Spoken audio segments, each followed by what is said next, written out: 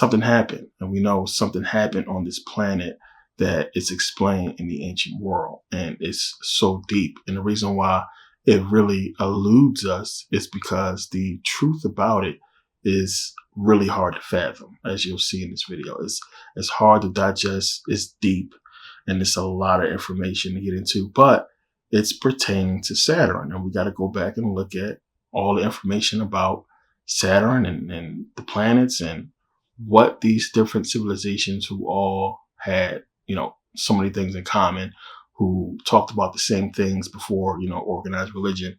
What was this all about? Now, it's tough for us to comprehend because we can only comprehend, life as we know it. And that's the thing right there. You got to really think about that. We hear them say all the time, this planet has, no life as we know it. Life as we know it does not exist on this planet. And that's life as we know it. So that doesn't mean we know all life. We don't understand how something could survive in those conditions, but we don't know all life. We don't know all that exists.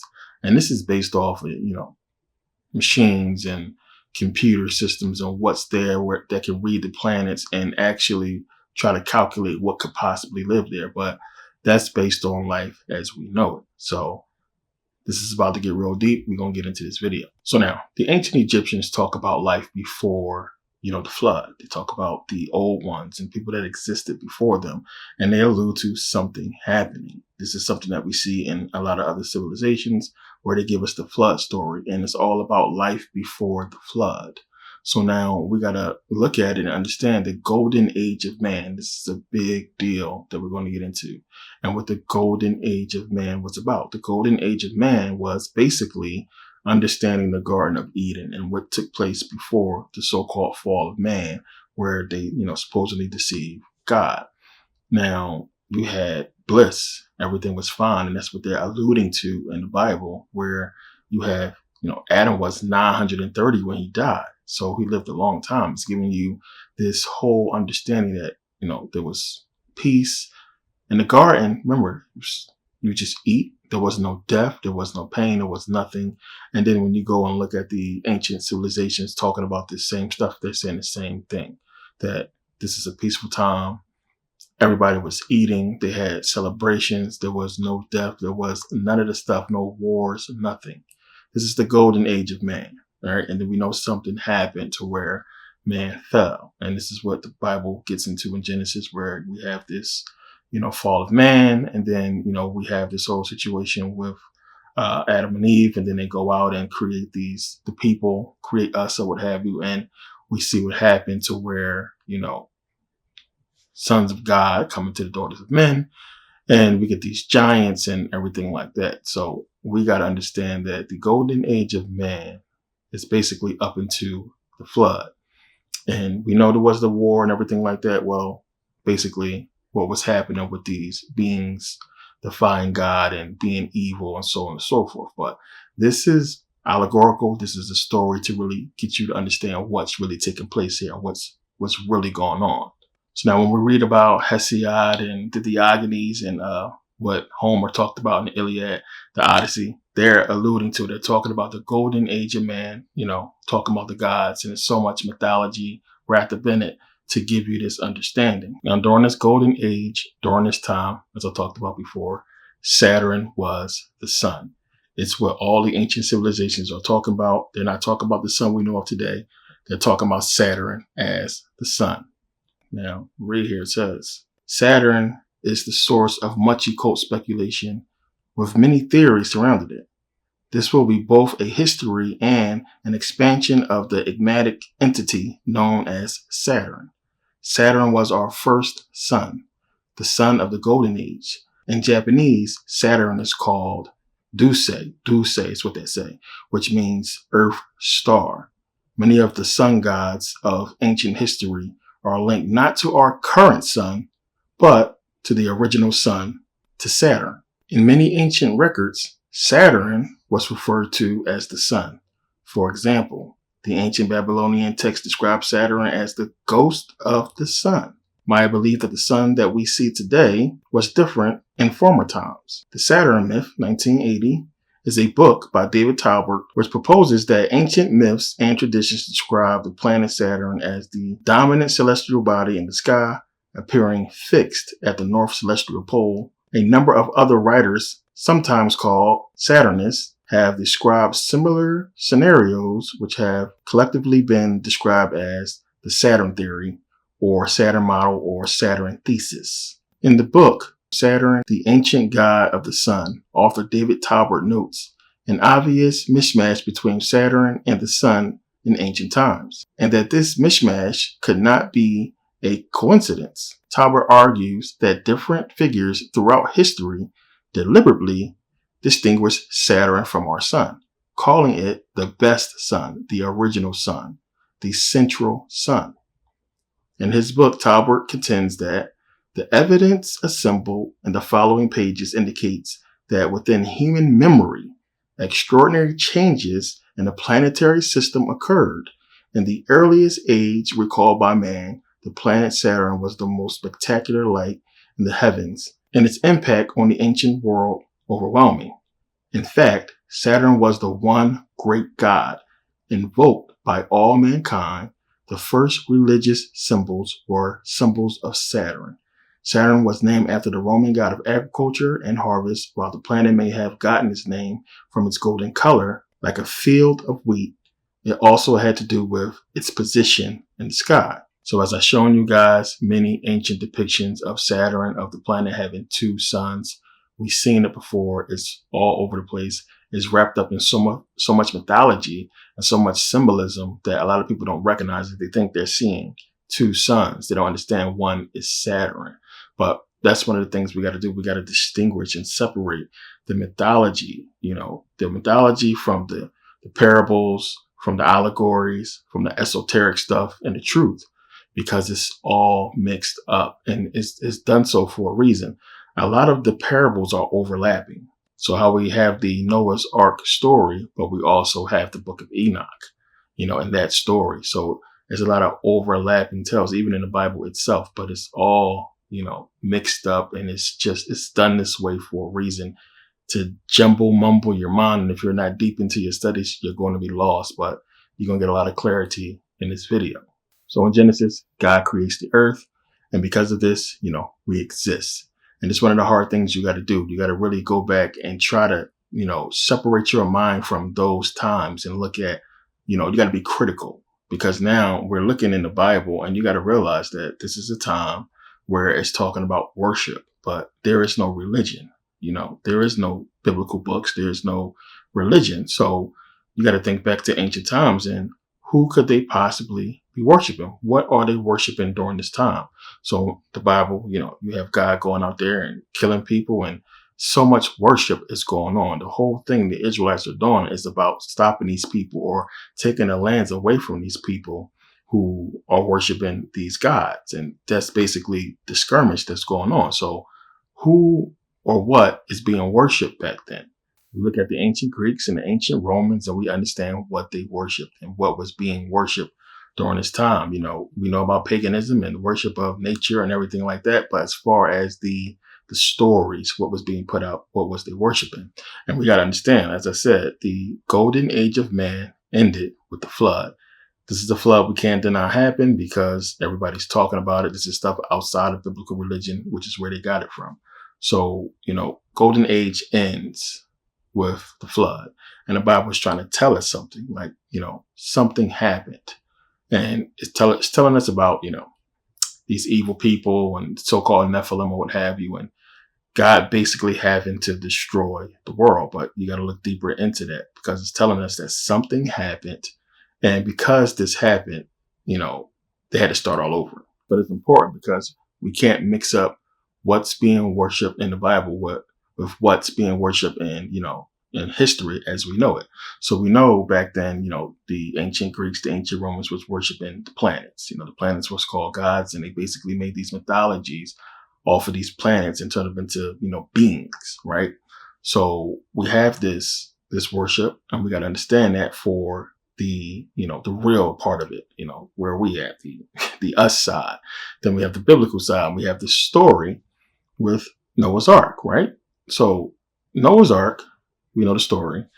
And now we got to get into the esoteric part of it, which is not in the Bible. It's in the book of Enoch. So it says, the book of Enoch, Black Adam, albino Noah, in the image of God. Was everyone on the planet black before Noah's flood? The book of Enoch seems to indicate that the world before Noah's flood was a much darker place as far as melanin is concerned. While the book of Enoch is not considered canon, official scripture, it was very important to the ancient Hebrews. In fact, it was so important that they hid it among the Dead Sea Scrolls at Qumran. Let's start by looking at the story concerning Noah's birth. After a time, my son Methuselah took a wife for his son Lamech. She became pregnant by him and brought forth a child, the flesh of which was white as snow. I'll start right there. Now, it's giving us a lot in this story. So you have God basically saying, we're going to create the white man. Then we're going to destroy the world and start all over. And, we got different accounts of this. And, we got Deucalion Fair with the Greeks. We got the Epic of Gilgamesh, which we'll get into. And it's telling us about, in Book of Enoch, God creating this mutation and God creating this flood. And this flood story is heard, around the world. And it's something that we really got to look at because it's deep as it pertains to Saturn. So we have Roman mythology, we have Greek mythology, and it basically telling us the same thing with, basically different names. So you have in Roman mythology, we have Jupiter, and Jupiter is God. And you have Zeus in Greek mythology, and he's basically Jupiter. And we have Zeus Ammon, as I showed you guys. We also have Jupiter Ammon. And the whole thing is, Jupiter is a planet. We know that. So what is it talking about? We have these stories, this mythology, and they're basically putting these planets, these beings into, human form or, God form, looking like men and giving us these stories. And it's one of the things that just, we don't know no better. We're just thinking like, okay, is this stuff really happening out there? Is this dude really existing? Is a dude Jupiter that's all powerful? Or is it talking about planets, this esoteric? What is going on? What is it alluding to? And that's the thing. What is it talking about with Jupiter being a god, Zeus being a god? What is it really about? And that's one of the things that they don't really elab on. And you got to get deep into the story, which the stories is kind of mixed up and it's giving you different representations. But this is important. Jupiter is the biggest key, to understanding the Saturn mythology. So the Bible tells us Satan was cast out. Saturn, Satan, right? And we know there was a war in heaven. And the thing we got to understand, this war is between Jupiter and Saturn. So I'm going to read this little part again. It says Saturn was our first sun, the sun of the golden age. In Japanese, Saturn is called Dusei, which means east, Earth star. Many of the sun gods of ancient history are linked not to our current sun, but to the original sun, to Saturn. During this time, Mars flourished with life. It was a golden age on the three realms, Earth, Mars, and Venus. Venus was not baked by the heat of the sun, and Mars was no longer frozen. The solar system instead revolved around Saturn. The alchemical symbol for sun and gold is Saturn. Saturn is now a god of death, a god of harvest, and the god of time. When he ruled the skies, the world was perfect. Nothing aged or changed. It was eternally summer. Then the sons of Saturn overthrew him, seeking to rule the world themselves, and so they imprisoned their father. This is a complicated scenario because despite the convoluted symbolism, Saturn is not evil. In fact, it is his son, Jupiter, who creates man and seeks to imprison his father, ending the age of paradise. In this sense, Jupiter takes on the personification of the demirage. If you know about Gnosticism, you know about the demirage. Saturn has been sealed away. This was done by his power-hungry children, the race who lived on Olympus Mons on Mars. And Olympus Mons is actually a thing on Mars. They stole his power and sealed him away inside a black cube, a material prison. This is why a lot of the people conflate cubes with Saturn. It's his prison. So Jupiter becomes the demirage or the demirage, however you want to pronounce it. Jupiter is the demirage.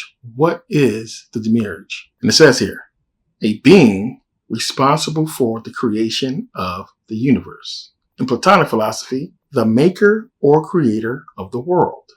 That's important. In Gnosticism and other theological systems, a heavenly being subordinate to the supreme being that is considered to be the controller of the material world and antagonistic to all that is purely spiritual. Think about that. Opposed to anything that is purely spiritual. Antagonistic. This is demirage. And it's important to understand a little bit of Gnosticism. We got into that, and I think it was Saturn and Satan 3 or 2, where we talked about the book of Enoch. We got into a lot of this stuff, and it's going to make sense. So now, real quick, just understand, we're talking about golden age. Saturn is the sun, right? Now, you have to try to bounce back and forth between mythologies and the Bible. It's crazy how this was put. It's like a code, and they knew what they was doing. You got to bounce back and forth. And you have this, whole mystery, with Saturn. And then you have these stories, the mythologies that's out there that's just basically telling you exactly what happened, but in these forms to where we don't really, listen to them seriously because it's like, kid stories almost. But embedded in these stories, it's giving you the information that's going to make the Bible make sense and make a lot of these stories, make sense. So we have this golden age of man, and we have this fallen man, and then we have this flood. And everything changes after the flood. When you pay attention, everything's completely different. So the Bible gives us, this story, and, we have this whole war in heaven. And as I said, the war is between Jupiter and Saturn. So Saturn is being worshipped in the ancient world. That's in real life. Saturn is being worshipped in the ancient world. And remember, Saturn is Rumphian in the Bible. So the Bible is telling us, hey, you took up the god, tabernacle of Moloch and his god Rumphian and so on and so forth. And these people are being butchered and killed for worshiping Saturn, which is Rumphian in the Bible. So we have this real Saturn worship that's going on. And we have this Saturn worship is telling us, in the Bible. And we just read that Jupiter is the demirage, right? So we understand Saturn is Satan. We're going to get into that a little bit more if you don't understand. Saturn is Satan. So we just read that Jupiter is the demirage, right? And how do you become a demirage? To be a demirage, you have to be a creator god. You have to have created the world. So Jupiter created this planet. And it says here in Scientific American, a new study, however, suggests that without Jupiter, Earth itself might not exist either. Where this and the other rocky planets now orbit, there may have first been a previous generation of worlds destined to be bigger, gas-shrouded, utterly uninhabitable orbs. But Jupiter came swinging in, clearing the way for small worlds like Earth by destroying those older planets.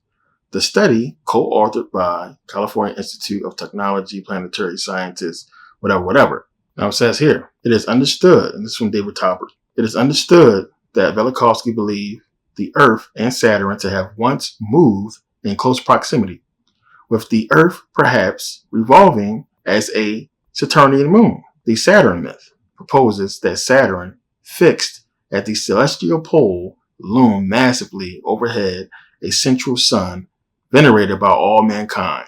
Evidence is presented there for a Saturnian polar configuration as the source of early civilization's dominant symbols. Velikovsky believed and argued that Jupiter and Saturn were most likely part of the binary system of stars because of the outstanding position of Saturn in the ancient world. As Velikovsky claimed, Saturn was probably closer to Earth and more of Jupiter at the time. So now understand, saying here, did the Great Flood actually occur? An already open question for today's disputes. According to Velikovsky's research, he did not just happen. This did not just happen. But also, through the fault of Saturn and his giant space neighbor Jupiter, in the above-mentioned book, Worlds in Collision, Velikovsky argued that Saturn and Jupiter came very close to each other, being on orbital paths that differed from the current ones. And then it was supposed that two bodies, such as Jupiter and Saturn, came close together, causing severe perturbations and powerful tidal effects in the atmosphere. Being a system of binary double stars, they could interact to such an extent that they would lead to a stellar explosion. Velikovsky suggested that an event placed the planets in the place that we see today and launched a chain of events that resulted in a flood on the Earth. People that remembered early tragedies enacted in the sky by the heavenly bodies asserted that Jupiter drove Saturn away from its place in the sky before Jupiter Zeus became the chief god. Saturn, Kronos, occupied the celestial throne. In all ancient religions, the dominion passes from Saturn to Jupiter. So now, you just go back, let's look at Genesis. Genesis, God created the earth. So who created the earth? What created the earth? God. What was it telling you? Jupiter. Just read to you. Jupiter. Because of Jupiter, the earth was created. So in the beginning, God created the earth. Jupiter. So then what happened? You had something happen on the planet and God got pissed and caused the flood. But what caused the flood? Jupiter. Now you gotta bounce back and forth between stories. In the mix of this, what's supposed to have taken place? Saturn, which is Satan, fell. There was a war in heaven. Just told you, Jupiter and Saturn. So the fall of Saturn is the fall of Satan, caused by God. God is who? Jupiter. Jupiter caused Saturn to fall as being a star. It's telling you what Saturn is Satan. And then again, Jupiter causes this flood. Who causes the flood in the Bible? God. It's Jupiter it's talking about. And it says here, in alchemy, Saturn symbolizes lead, which is the base form of gold. This is to symbolize the fall of Saturn, who was once a golden sun, but has been reduced to base materials. Understand what it's saying? Base materials. This is the tale of two suns. As Saturn's energy is siphoned away by Jupiter, it is shot out like bolts of plasmic lightning. Zeus, Jupiter, lightning bolts. Some say these hit a planet, which then becomes the sun as it explodes into life. Others that these sparks of divine essence from the new sun on their own. So now understand, Jupiter is the son of Saturn. As he said, he was taken down by his sons. Jupiter is the son of Saturn. But, you have now, this conundrum. Where does this come from? And it's basically giving you, what is talked about in Gnosticism, where you have Jupiter being the son of Saturn and Jupiter being God, the creator of this world. Where do we see this? We see this with the demirage in Sophia. Sophia creates the demirage. You understand? So we have Saturn creating Jupiter, which created this world, the son of Saturn. And then we have with Sophia creating the demirage, which the demirage in Gnosticism created this world, trapped us in flesh. What happened with Saturn? They trapped him in the cube, which is materialism. This is all symbolism. It's going to make a lot of sense if it don't already. We have the same thing with Mary. And as you can see with this book here, that's what they're trying to allude to. But you also have with Saturn, the Satan aspect, which for, with Sophia, that would be the demirage. And we would look at the demirage as being, evil. And then we go back and look at, well, wait a minute. How do you tie this together with Jupiter? If Jupiter created the earth, which we're here because of that, then that means God is evil. So then you got to understand and look back. Well, wait a minute. So we had a golden age where everything was going great. And that was under Saturn. So how can Saturn be Satan and the evil one? So then you start to understand Satanism and why the occult is, this way, and why all of the Saturn worship, which is deeper than this. So again, we know, it's talked about before, Jesus is Satan. Broke it down, as he says, I am the bright and morning star, giving you the understanding that he is Satan. And then also you have Jesus being Saturn. If you don't understand that yet, Jesus is Saturn as well. And there's a lot of information on this. So, you got to look at this, start tying it together. It's a lot of information, but it's giving you the ancient worship. And if you don't understand the stories, it's hard for you to, put this stuff together. This is why I say to people, you gotta study. So the more you study, the more you can put this stuff together, and it's going to reveal itself to you because you're going to know so much. But we got to look at the symbolism, and you got Jesus with the halo. That halo, 360 degrees. It's a circle. It's representing the rings of Saturn. 666, 360, and also we have Saturn. Osiris is also Saturn.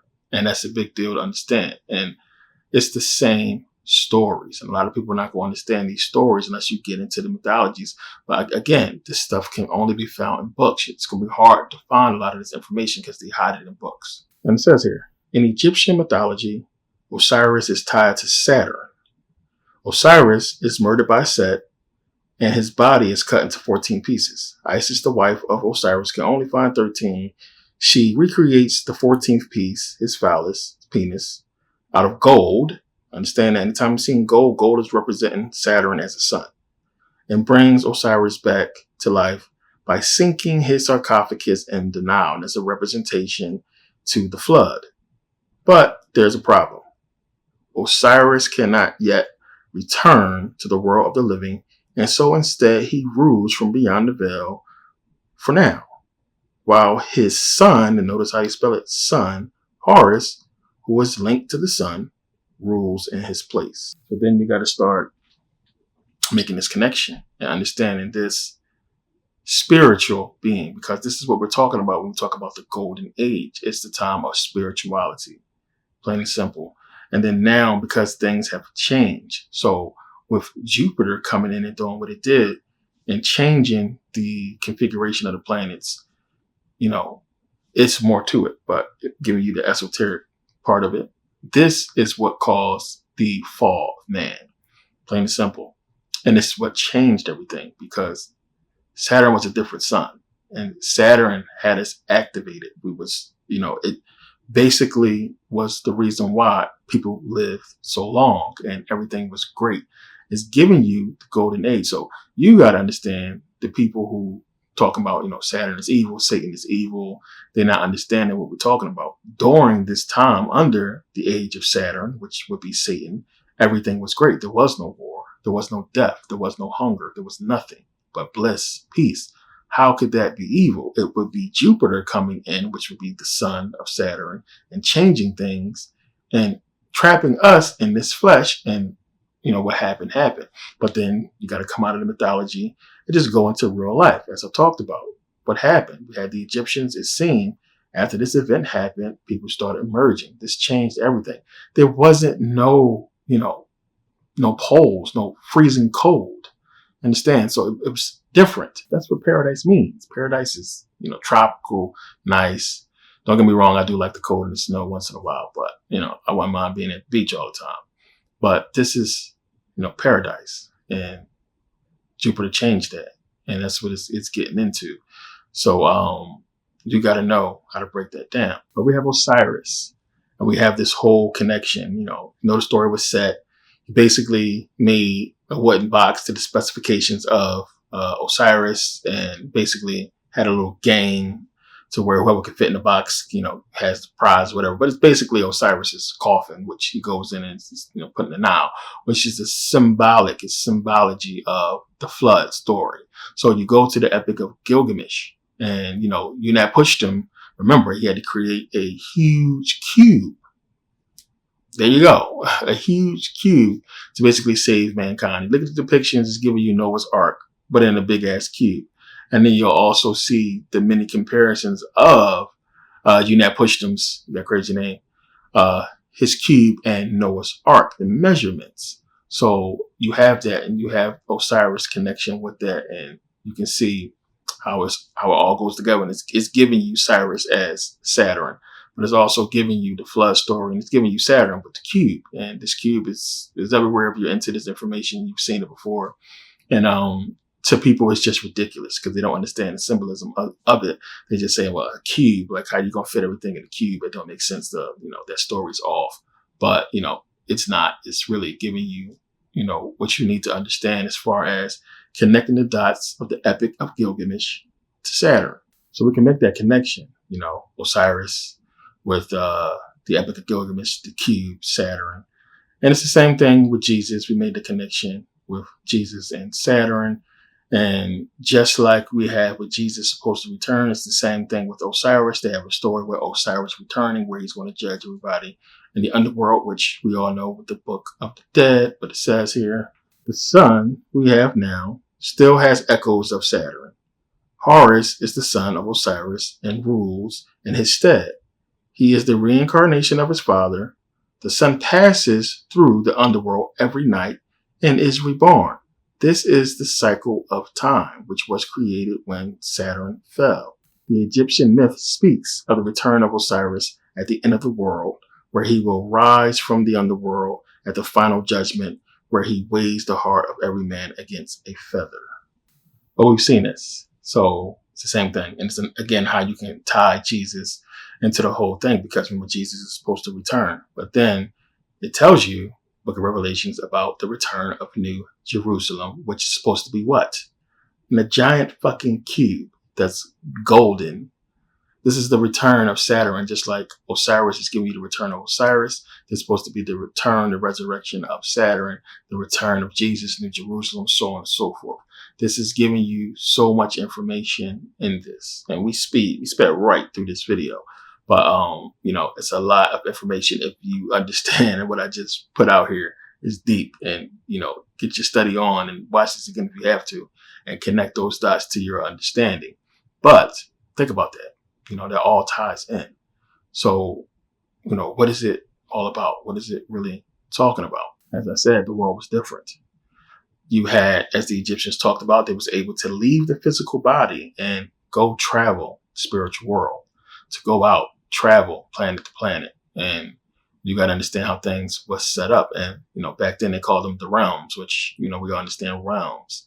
And, the realms is like, we got to really think about, as I said, life as we know it. That's all we know is this. We can't fathom or understand how things could have been and what was the point of this. But we also don't know why things was changed and who really changed them. And let's just keep it real. Whoever did is God. Is the most powerful thing we know that exists. And it was done for a reason. There is no way around that. You got to really understand what I just, explained, and how it all ties into real, reality and real history that we got to look at. This happened during a time where man exists, where men was walking around, and we observed it, black and white. It was observed. The Romans, talked about Saturnalia, and we talk about the worship of Jupiter. It's huge. And you got to understand, a lot of times you see Zeus, you're seeing Jupiter. And, it's tough to differentiate until you go and read, who it actually is.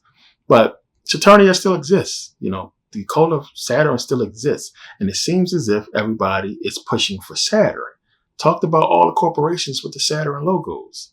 And we see all the Saturn worship everywhere. But why is it Saturn, which is supposed to be Satan? And now you understand why the music industry is satanic and everybody is Satan, Satan, Satan. And you got people on YouTube who have videos who basically giving you the same information, but they're saying, hey, no, this is all bullshit. They're not even talking about Jupiter. They're just saying the Bible.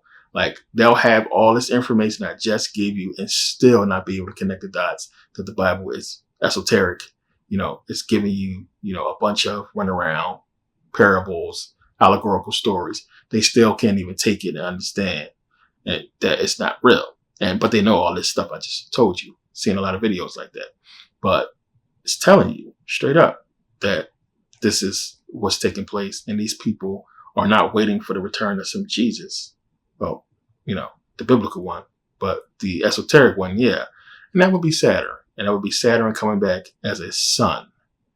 And that's the thing where I've been getting into and telling you guys about, and understanding why stuff is happening the way that it is.